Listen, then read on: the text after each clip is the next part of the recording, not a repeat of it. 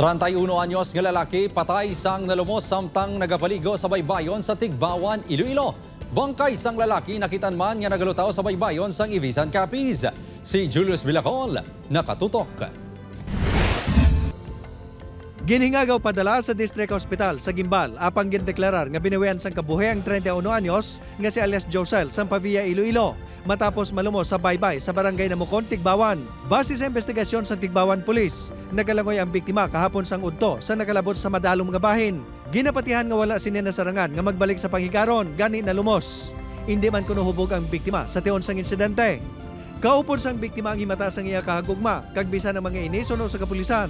Kumbinsido man nga aksidente ang natabo. Anong may portion ito nga madalo ng portion?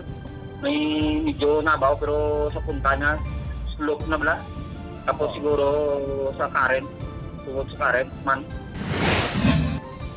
Wala naman sa kabuhi sa nasapuan sa mga residente. Sa baybay malapit sa pier sa barangay Basiao, Ivisan Capiz, ang isa ka lalaki kahapon sang hapon. Ang lalaki ang ginkilala kay alias Roger, 50 anyos, kag tumandok sa San Dionisio, Iloilo. Base sa investigasyon sang Ivisan Police, may grupo kuno ang biktima nga sakay sa mga sakayan nga nagpadulong sa Ivisan. Apang naguna pa uli ang kaupdanan sini, kag siya na lang ang nabilin. Ginaimbestigaran pa kung ano ang gintunaan sa iya pagkalumos. Upod kay Cirilo Rendoque, Julius Bilacol. 1. Western Visayas.